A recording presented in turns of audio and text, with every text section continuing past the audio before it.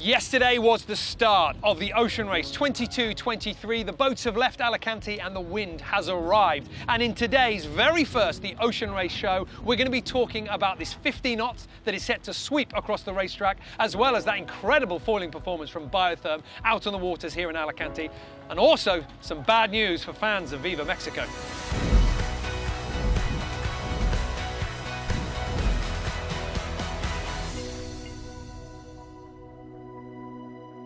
It was great to see the starting here in Alicante with absolutely fantastic breeze. Off the start line, you've got to hand it to Biotherm. They certainly put the hammer down and they motored right over the bow of 11th Hour Racing Team. And what really struck out for me was the difference in speed. Biotherm were up on the foils and absolutely ripping, while the Americans in the water, in displacement mode, and the difference in speed between these boats. We're going to see this play out around the world with those leads stretching out if you can get on your foils.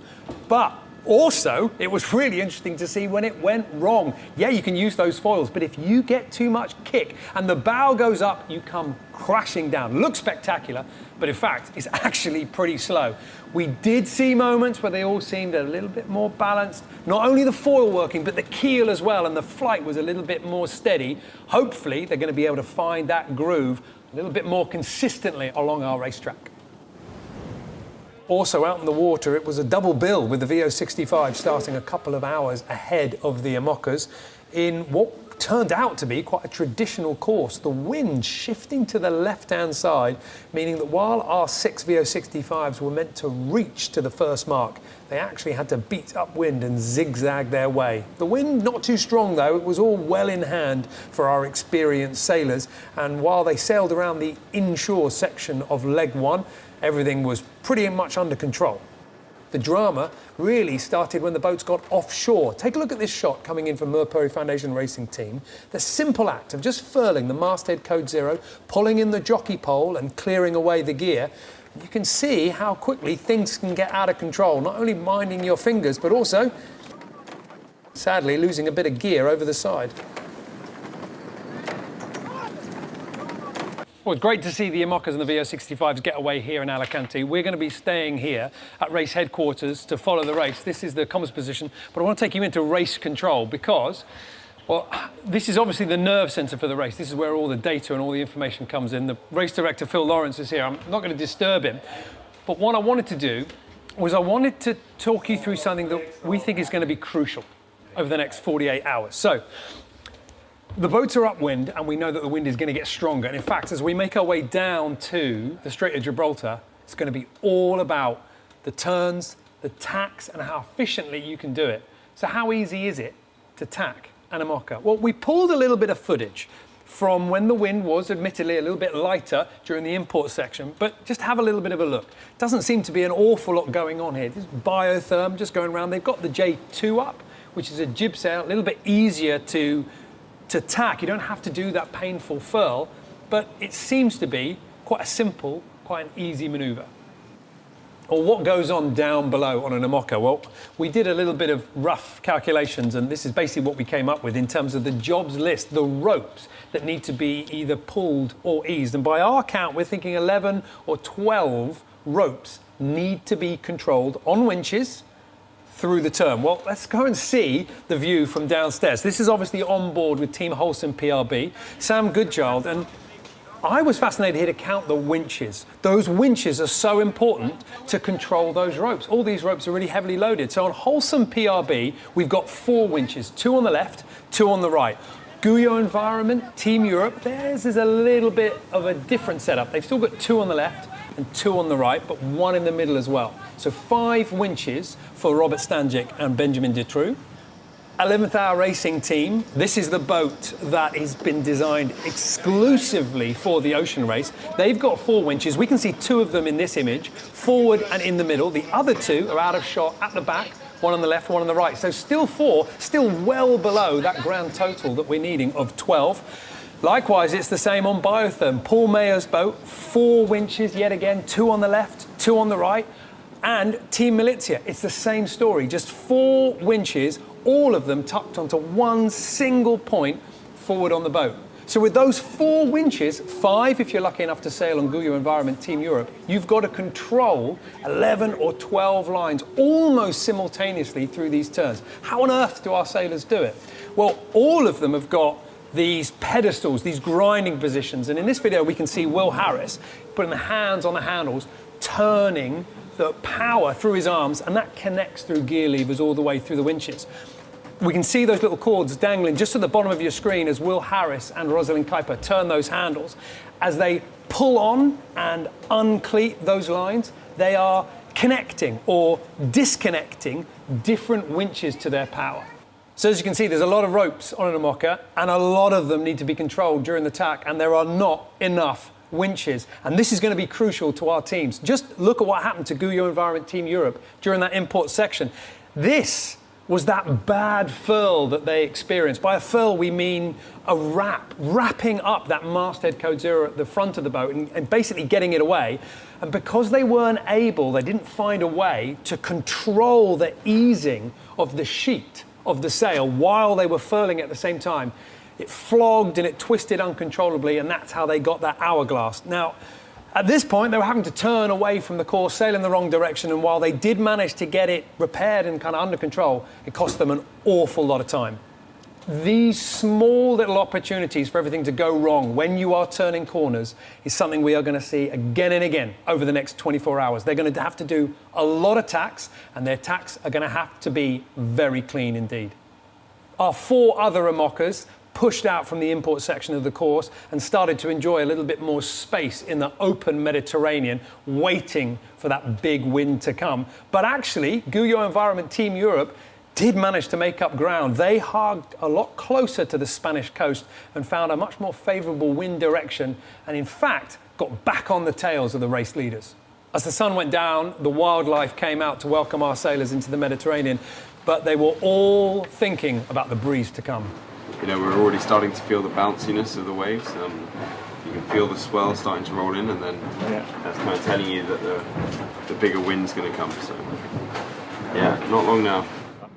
Well, just ahead of our Amocas, while Will Harris and the rest of the fleet were waiting for the waves, the VO65s were already in it. At times, almost becalmed as the wind went light, but the sea state, a constant reminder of the storm waiting ahead of them as they try and find their way out of the Mediterranean. Whenever the breeze is blowing from where you want to go, you always have an awful lot of decisions to make, because by sailing boats' very nature, you have to go either left or right. You cannot go straight to where the wind is blowing. This is the predictions for the wind here, and you can see the gust value and the mean breeze. I mean, we are expecting nearly 50 knots of wind to be blowing across the decks of our VO65s and our Amocas. And with the speeds that these boats are making up wind, especially our Amocas, it is going to be incredibly testy out there. Right now, the sailors are feeling good, but everybody knows they're going to need to keep their head in the game to make the best of the breeze. And that big breeze has already claimed its first victim. While we were putting together this show, Viva Mexico called in to tell us that they have ripped their mainsail in half. We'll leave it to Eric Brockman to explain what happened. It was very, very fun racing, because most of the boat fleet was quite together, and just our mainsail ripped, which we have seen. This, of course, it was a main that had been used before, and anyway, puts us in a tough situation, because now we cannot repair it here. We're looking at our options. We're heading to a port and assess. The next 24 hours is going to be dramatic, but the last 24 hours was so dramatic that there was so much stuff that we simply couldn't fit in today. We will be back with another show. We're going to keep our eyes wide on the racetrack and keep bringing you the moves that we think are important. But for the moment, we're going to leave you with everything that we just simply couldn't fit into today.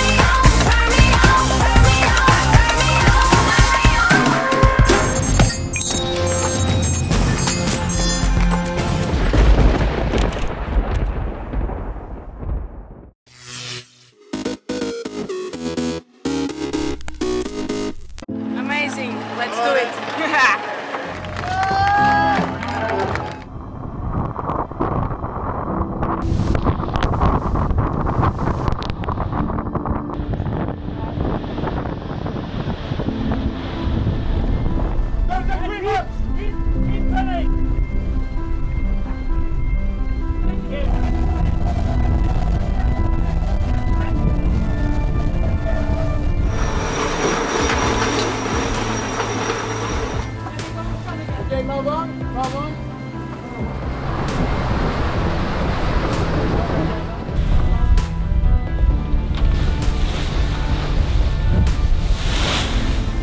We had a bit of a sloppy start, but we managed to get back into the fleet.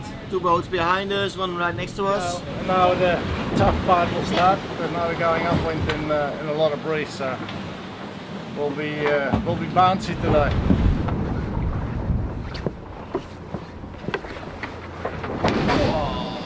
And we had an issue with the tiller and the port fodder. Sorry, I eat at the same time that I speak to you. Push down. Okay. Yeah, that's okay. I think it's not broken, but I can see where it hit. Shit happens sometimes.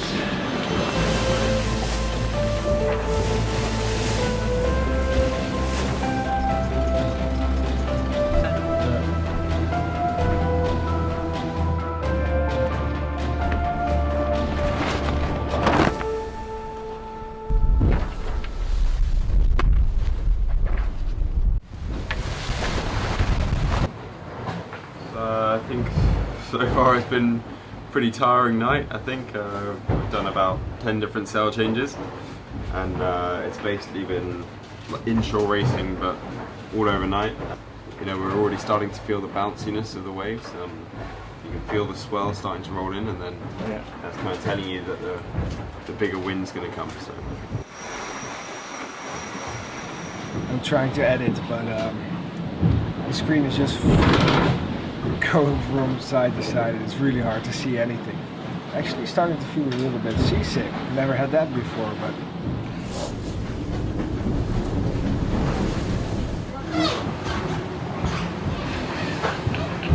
Seasickness? Yes, day number 2.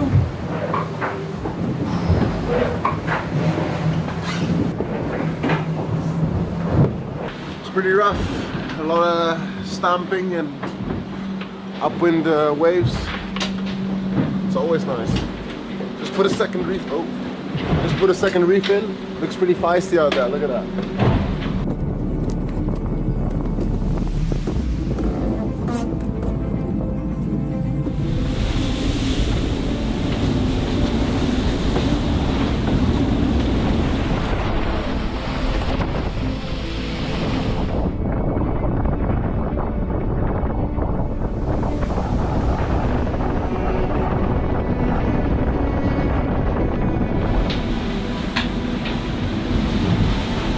Disappointed right now after all the work to get to the start line in the past weeks. Our mainsail ripped. Anyway, puts us in a tough situation because now we cannot repair it. Motion on the boat's pretty heinous.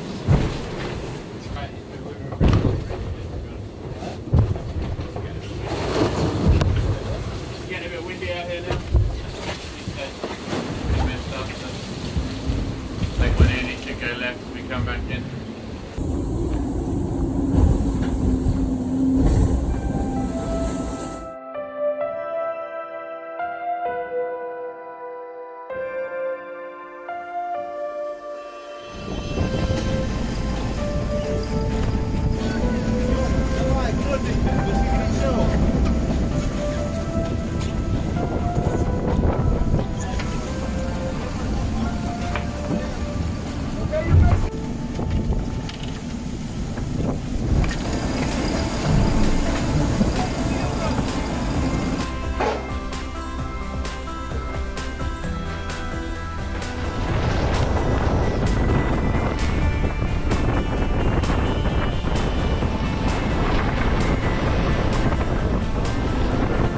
He will cross ahead.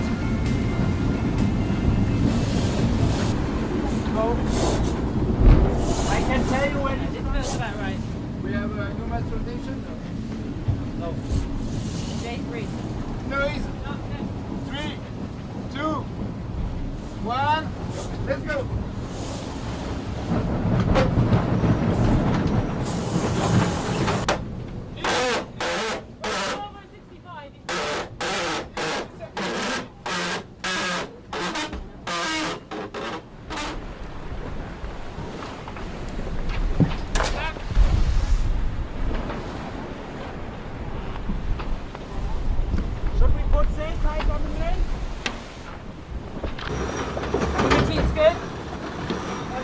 Okay, it's about Easier for you? Yeah, exactly. What was that?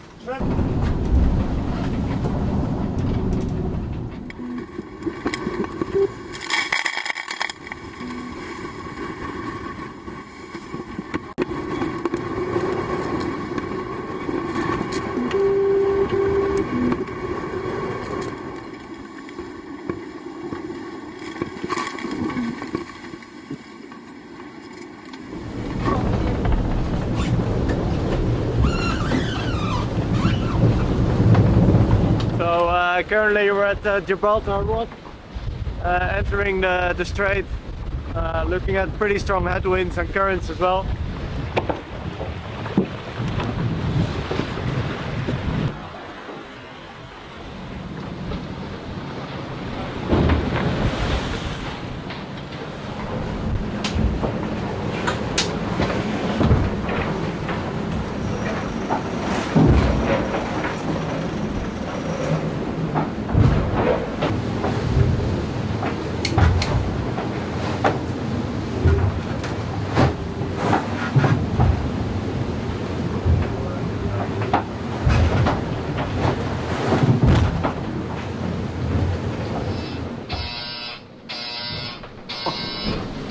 So we've got some carbon, we've got our mainsail that's flapping, and we need to try and make some makeshift small battens just to stop the leech flapping. At the moment it's not a problem, but if the mainsail rips and breaks from flapping, then it could be a long way home. Max, je pense.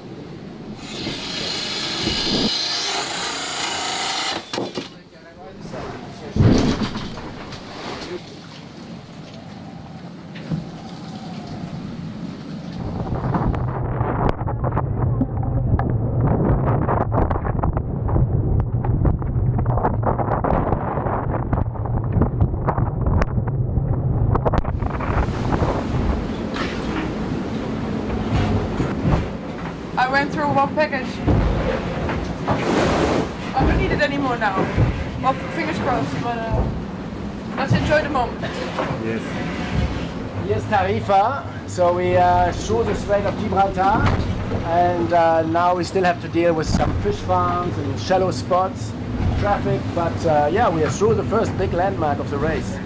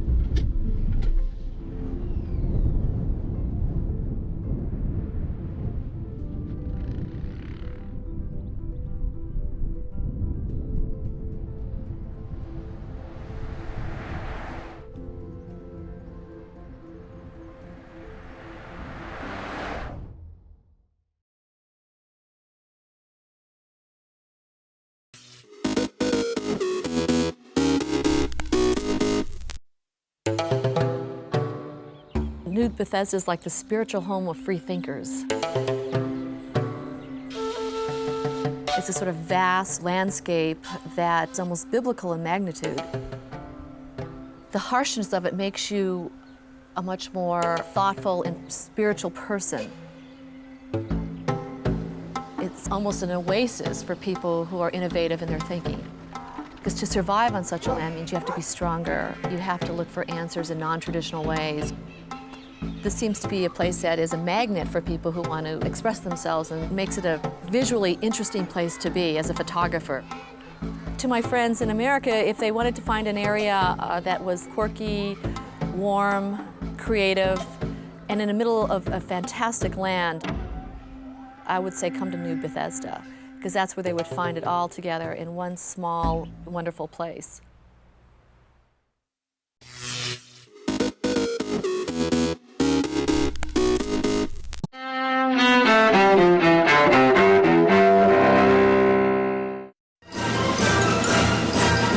January 18th, 1943.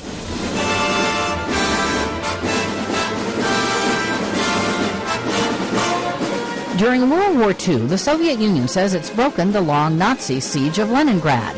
But another year passes before the siege is finally lifted in the city, now known as St. Petersburg, Russia. 1912, British explorer Robert F. Scott and his expedition reach the South Pole, aiming to be the first to ever arrive there. But they discover Norwegian explorer Roald Amundsen and his group beat them to the pole by more than a month. Scott and his party perish during a difficult return trip. 1967, Albert DeSalvo, the man claiming to be the Boston Strangler, serial killer, is convicted of armed robbery, assault, and sex offenses. Sentenced to life in prison, DeSalvo is killed by a fellow inmate behind bars more than 6 years later. And 1936. For it is with us as it is with timber. Every knot and shaking aboard reveals some disease or injury that overtook the log while it was growing. Rudyard Kipling, the British author and poet whose works include The Jungle Book and Gunga Din, dies at age 70. Today in history, January 18th. Camille Bohannon, The Associated Press.